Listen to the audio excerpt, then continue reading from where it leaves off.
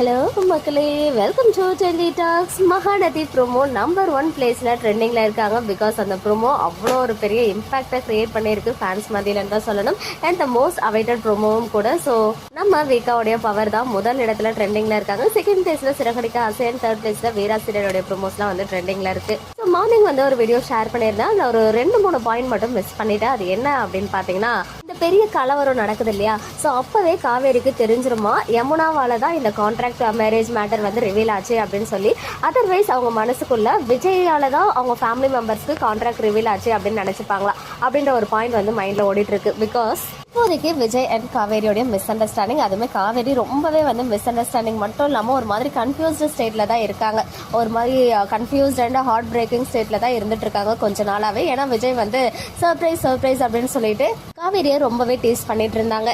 இதையெல்லாம் வச்சு ஒருவேளை யமுனாவால தான் இந்த மேட்டர் ஓப்பன் ஆச்சுன்னு யாருமே சொல்லாமல் விஜய் மேலே மறுபடியும் தப்பாக புரிஞ்சுப்பாங்களோ அப்படின்ற ஒரு விஷயம் இருக்குது.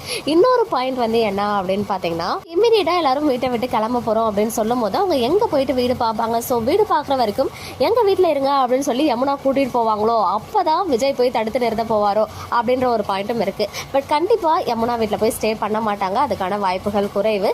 ஸோ எனக்கு தெரிஞ்சு ஷூட்டிங் ஸ்பாட் அப்டேட்ஸ்லாம் கிடைச்சதை வச்சு கண்டிப்பாக எங்கேயுமே போகலை. இங்கே தான் வந்து ஷூட் போயிட்டு இருக்கு விஜயோடைய ஹவுஸ்ல அப்படின்றது நமக்கு தெரிய வந்துருச்சு.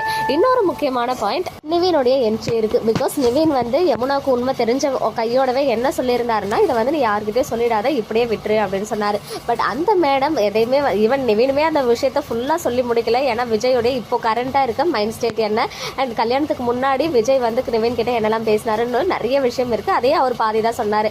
இந்த பாதி உண்மையை கொண்டு போய் தான் மேடம் உள்ள வந்து ட்ரூத்தை ரிவீல் பண்ணிட்டாங்க.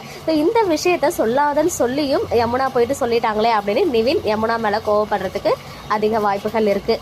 பட் நிவினோடைய என்ட்ரியுமே சூன் வர இருக்குது. ஏன்னா அந்த பிடிஎஸ் பிக்சர் வச்சு பார்க்கும்போது விஜய் வந்து செம்மையாக அழுதுருக்காரு. அதே காஸ்டியூமில் தான் அங்கே குமரன் கூட ஃபைட் பண்ணுற மாதிரி ஒரு சீன் வந்திருக்கு. அப்போ நிவின் தான் போயிட்டு 2 பேரையும் சமாதானப்படுத்துகிற மாதிரியும் சீன் வந்து ஷூட் பண்ணியிருக்காங்க. ஸோ பெரிய சம்பவங்கள்லாம் வெயிட்டிங்கில் இருக்குது. ஸோ இந்த 3 பாயிண்ட்டுமே நான் சொல்ல மறந்துட்டேன். ஸோ அதை வந்து நான் இங்கே ஷேர் பண்ணியிருக்கேன் என்னுடைய ஒப்பீனியன்ஸை. உங்களுடைய ஒப்பீனியன்ஸ் என்ன அப்படின்னு கமெண்ட்டை சொல்லுங்கள். ஓகே மக்களே, நெக்ஸ்ட் வீடியோவில் மீட் பண்ணுறேன். எக்ஸ்க்ளூசிவ் அப்டேட்ஸ்க்கு மறக்காம நம்ம யூடியூப் சேனலை சப்ஸ்கிரைப் பண்ணிக்கோங்க.